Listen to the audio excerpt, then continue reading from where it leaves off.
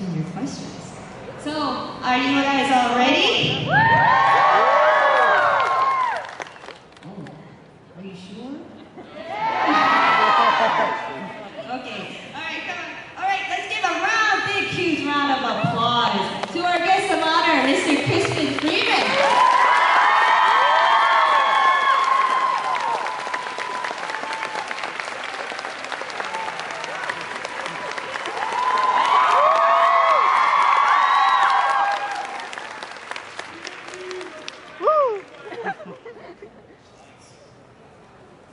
Greetings, everyone. It's great to see you here. Thanks for coming to my panel.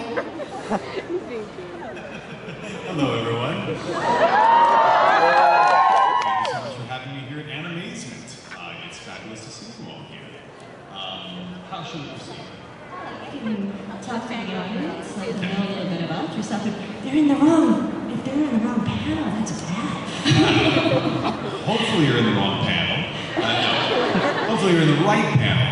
My name is Crispin Freeman. I'm a voice actor. I've also directed and script adapted, and I work in anime and video games and American animation. This is basically a Q&A panel, so you guys are welcome to ask me whatever questions you might like. And from what I understand, that microphone is where you'll be asking questions from. So if you would like to get in line at the microphone to ask a question, please walk. Do not run towards the microphone. Yes, please walk. Yes, walk. Nice and gently towards the microphone. I'll be happy to answer any questions you might have. Oh, we already have one person. Before we dive into questions, let me just let you know what I love talking about, right? The questions that I think are really the most fascinating. There's basically two types of questions that I usually love to talk about. One is what it takes to work in the industry. Either as a voice actor, or a writer, or a director, however you want. If you have a passion for storytelling and are interested in getting into the film or animation industry, I'm always happy to answer questions about that. In fact, I have an entire podcast online called Voice Acting Mastery. Some of you may be familiar with it. I've been running it now for almost 4 years. And I put out episodes about what it really takes to work as a professional in the voice acting world. So you can check it out on the iTunes store or at the website voiceactingmastery.com. We've actually hit our 101st episode of the podcast, which is very exciting.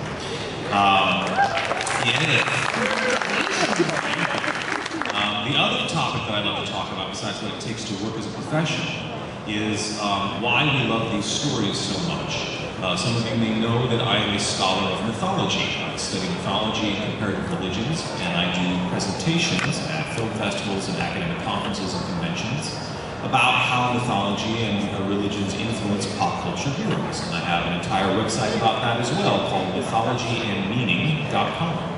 So if you want to ask questions about storytelling and what makes stories work and archetypal hero journeys and all that good stuff, I'm always happy to talk about that. And of course, if you go to crispinfreeman.com, there are links both to my Voice Acting Mastery podcast and to my mythology website as well. So, without further ado, song.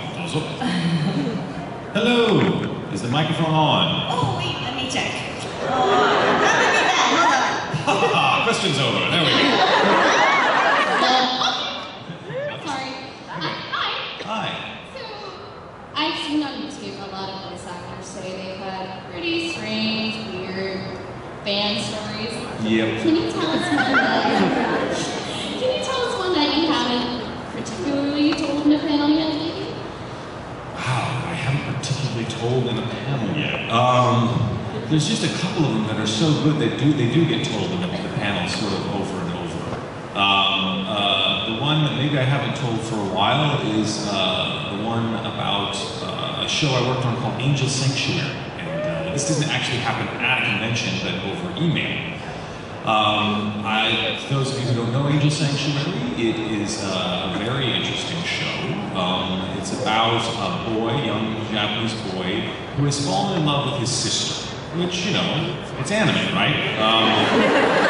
This happens in anime.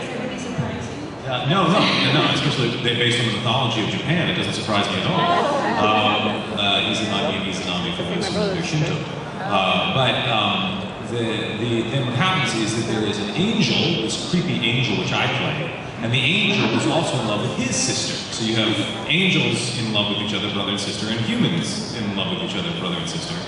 But it turns out the female angel has died and been reincarnated as the young Japanese boy. So I play the crazy angel, and I'm like obsessed with this boy because he's the reincarnation of my sister, and it's anime, right? It's anime. So I was at my computer, and I got an email from a fan, and I was sitting there reading it, and as my wife would say, I just went, oh! So I ran away, and the email was something to the effect of, hi, I'm dating my first cousin, because you, Crispin, have so much experience with these kinds of relationships. Could you please give me advice, because my family does not approve, and my cousin doesn't want to date me anymore, but clearly you can help. And I thought, no, I cannot help. I am not the person who can help you. I'm not sure who can, but it is certainly not me.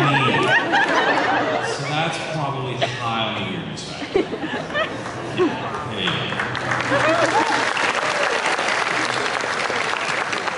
What a way to start the panel! Next question. And what a bad follow-up to it. Okay. Neither of the... It fits me the other part here. How bummed were you in Spectaculars? Did you enjoy working on Spectacular Spider-Man at all? I really... Oh, it was horrible. It was painful. It was like a root canal. It was just the most extraordinary... Of course, it was wonderful working on Spectacular Spider-Man. Bummed out that it ended.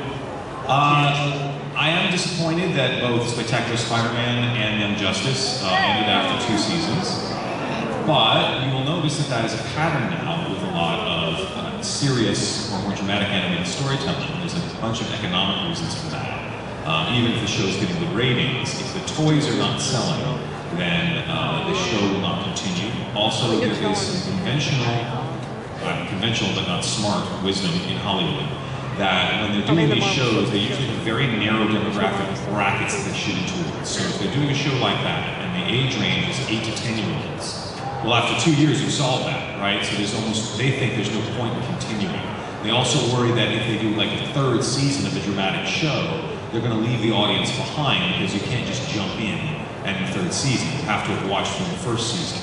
So there's a lot of different reasons why the producers are reluctant to do a show more than 2 seasons. We did Spectacular Spider-Man for 2 seasons. They canceled the show, and within like 6 months, there were auditions coming through the agencies for a new Spider-Man show. And I was like, really? Wouldn't it have been cheaper just to continue the show we were already doing that was getting great reviews and everything? No, you can just reboot from the very beginning with completely new character designs and okay, whatever. So I don't think like them much, and they have to make their decisions as producers, and you know, bonne chance. Good one.